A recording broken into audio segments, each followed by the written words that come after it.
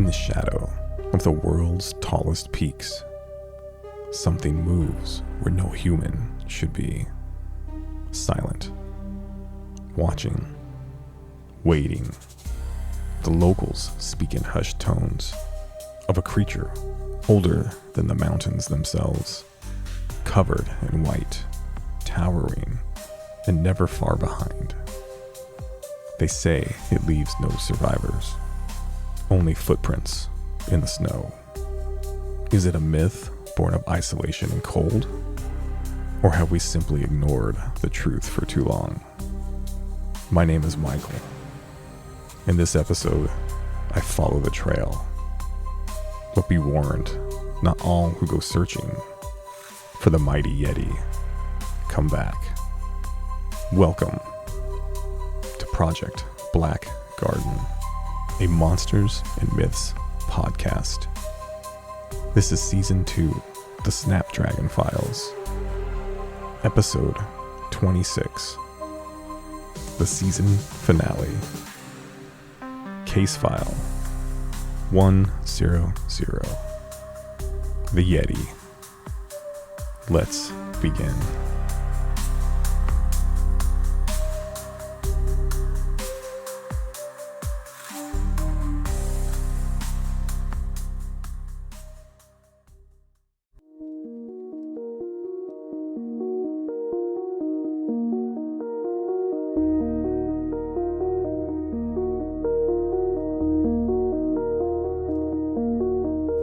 The Yeti, often referred to as the abominable snowman, is a legendary ape-like creature said to inhabit the Himalayan mountains of Nepal, Bhutan, and Tibet.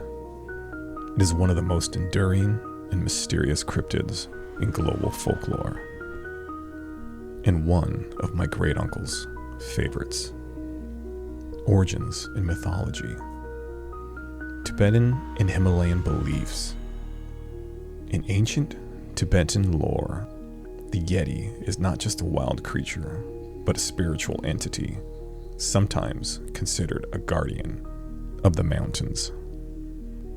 The Sherpa people of Nepal have long told tales of the Yeti. They describe it as a massive, fur-covered biped that lives in the high-altitude snowfields and forests.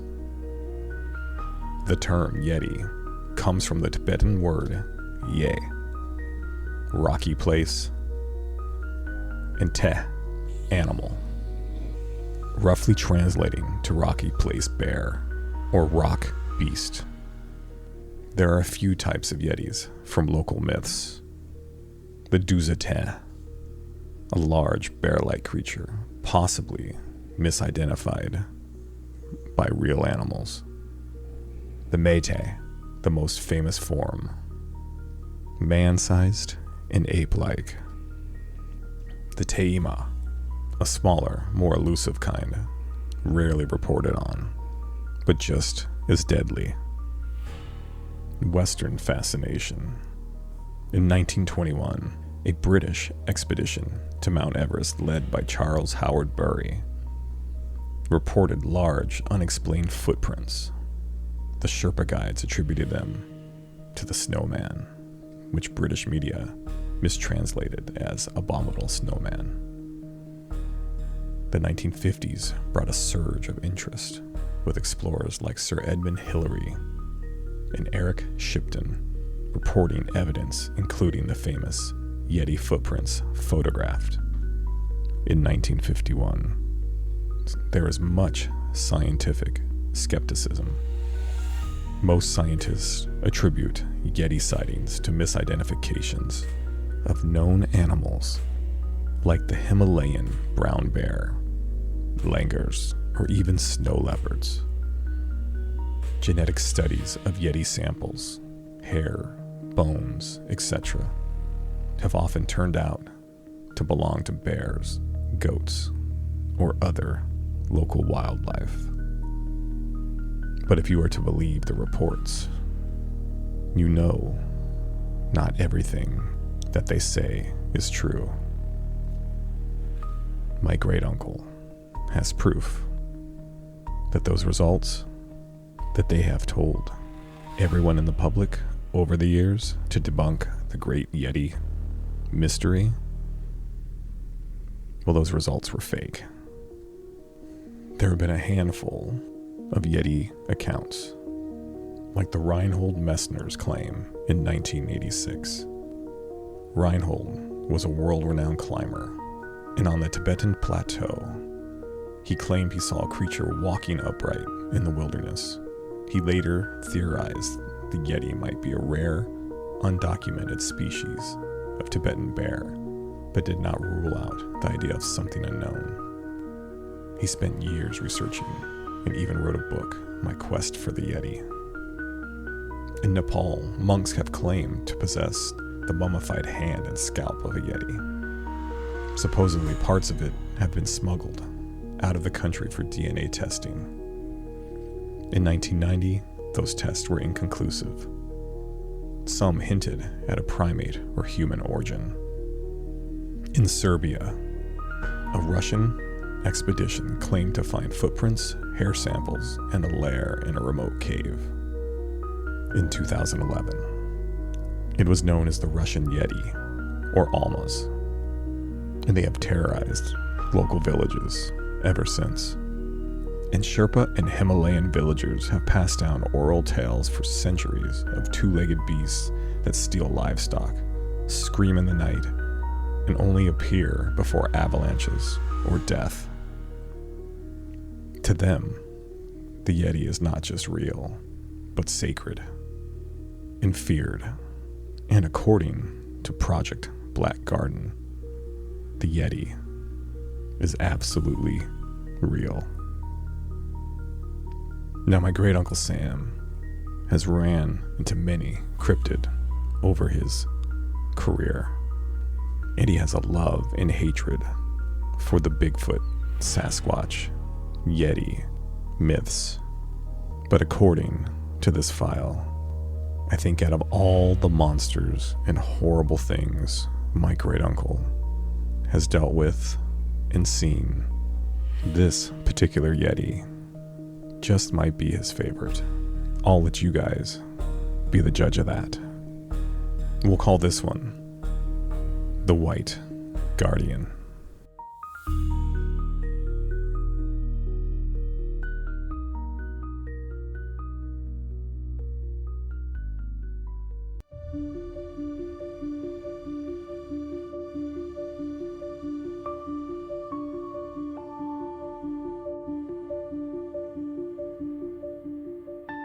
My great Uncle Sam had survived war zones, sabotage, and black site operations, even a failed marriage or two.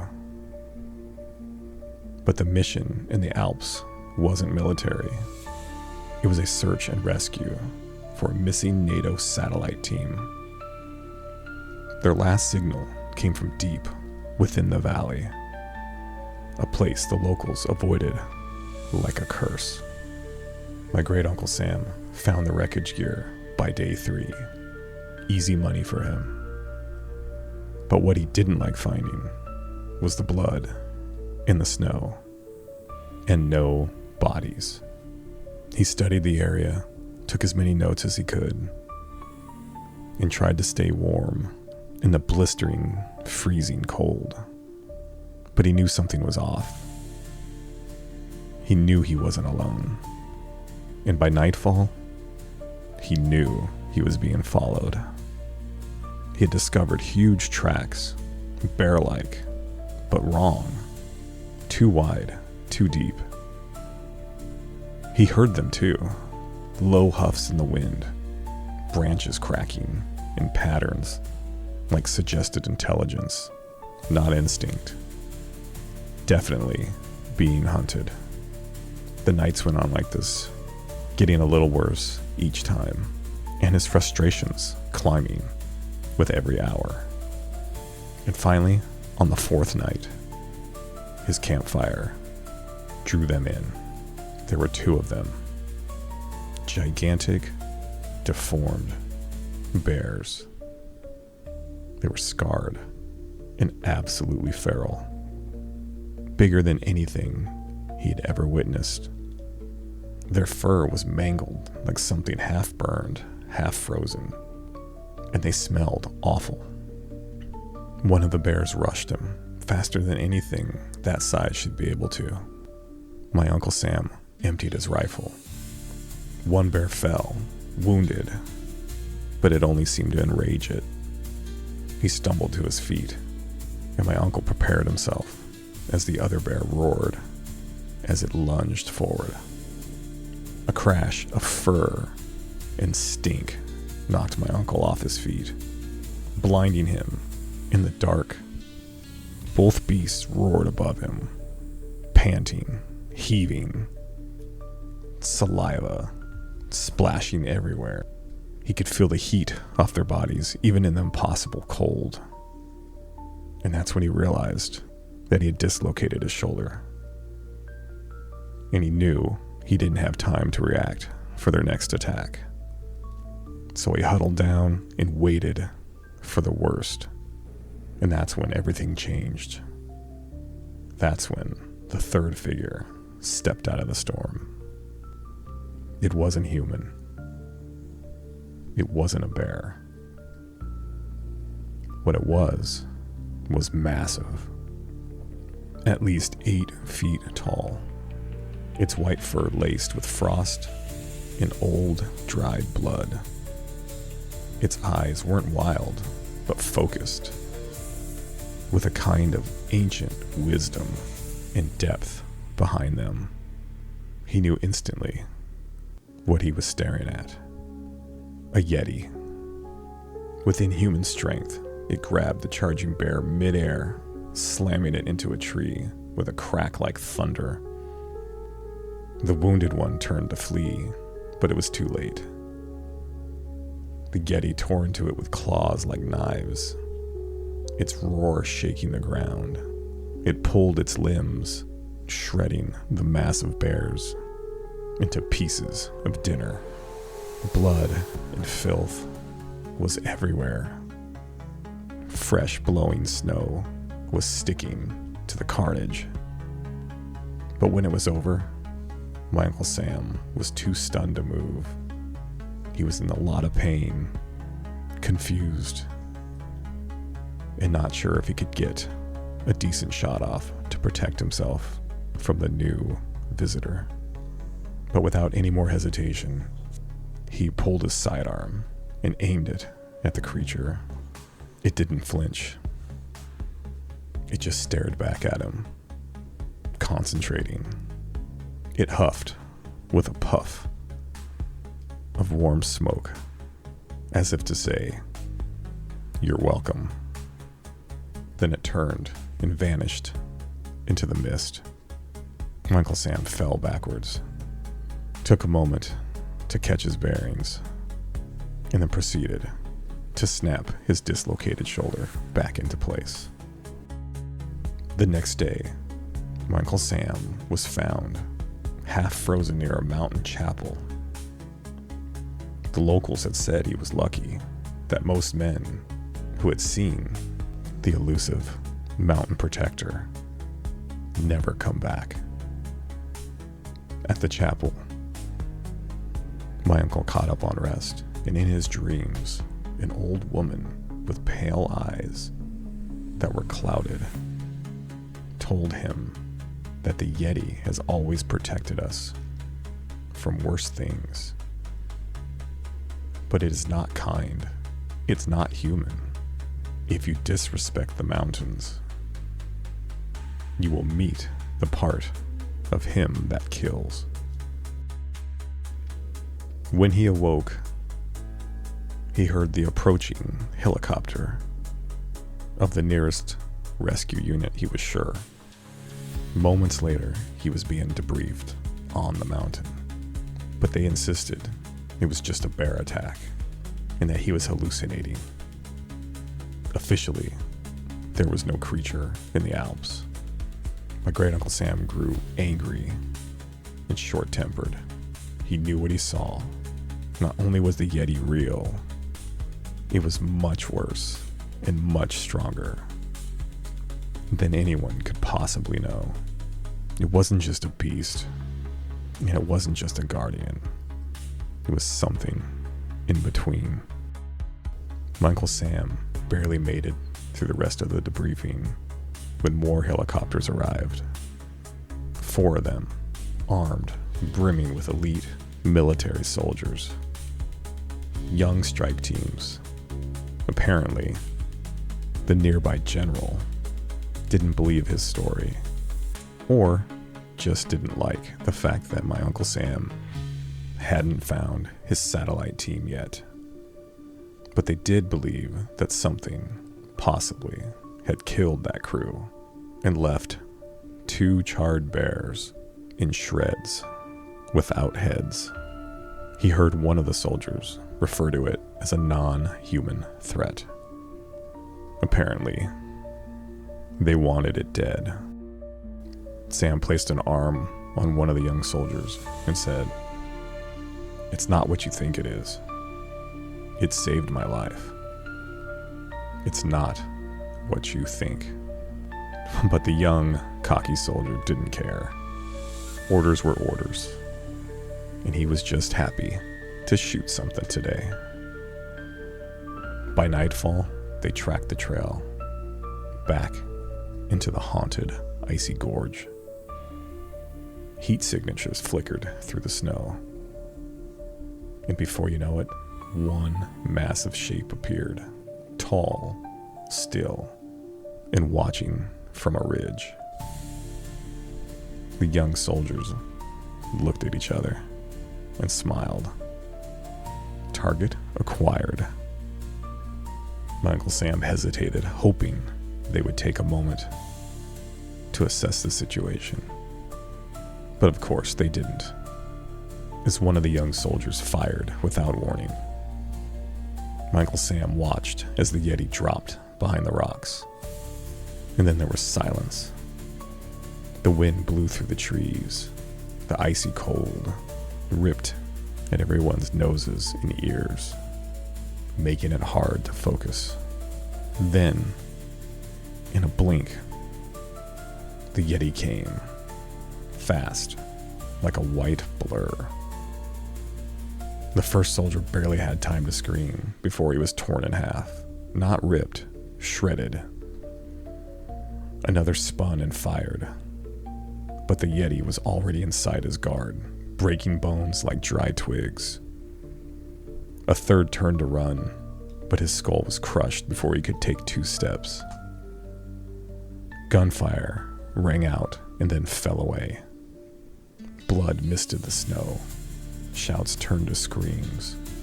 One soldier tried a flamethrower, but the Yeti hurled the body into the nozzle, igniting them both in a fireball of gore. Only my great-uncle stood, frozen, watching, staring in disbelief. And just as the massive Yeti walked up to the very last soldier on the ridge, ready to end the young man, who was now paralyzed with fear, the Yeti stopped and paused, looking back towards my great-uncle. Sam took a step forward, nodded his head that he understood, that he and his people were in the wrong, and that they just didn't understand. The Yeti took a moment. Its chest heaved, growing larger. Steam rose from its blood-soaked fur. It met my great-uncle Sam's eyes again, not with rage, but with something ancient and compassionate, almost sad, as if it knew. My Uncle Sam nodded its way, and it slowly stepped back into the dark, fading like mist into a snowstorm. My uncle placed a hand on the back of his neck and laughed. "See you later, Snowbaka." Later the next day, the NATO report called it a hostile cryptid. Sam argued with them again, calling it something else. The Yeti is so much more than what we think it is. He's the mountain's last protector. They interrupted him and said, "No, he's a monster, and he murdered innocent soldiers." My Uncle Sam cut them off and dared. And we tried to kill it. What was it supposed to do? But no one would listen. His general had had enough and didn't want to hear any more from my great Uncle Sam. Apparently my uncle was put on unpaid leave for a significant amount of time after that incident. And according to the file, he never spoke with that general ever again. But he knows deep down, somewhere in the Alps, the Yeti still walks, still hunts, still protects. Not for glory, not for peace, but because something worse may one day return. And it is the only thing standing between us and the abyss.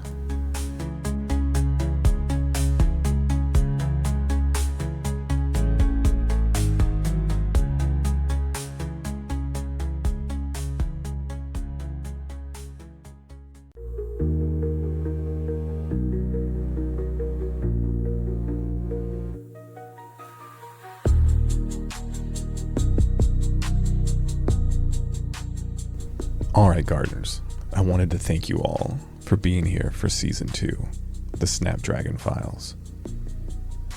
It's been a successful season, and I'm excited to continue with another batch of secrets from the Project Black Garden. Now, I'm not sure how long it'll be until Season 3 is ready, but it's coming. I have to figure out a few things in my world right now. One, I have to protect the secrets that I've been entrusted with by my great uncle and my father. Two, behind the scenes, there's been intimidation tactics to get me to stop talking, or to make it seem like what I'm saying are lies and are crazy. With the advent of AI and the tech that keeps pushing the boundaries, it makes it harder for people to believe what they see. All I know is what I've been shown and the physical evidence that my family has inherited. I will keep it as safe for as long as I possibly can. Keep an eye out though, for I will be looking into ways to prove the existence of these files beyond this podcast. And I hope to share more of my info sooner rather than later.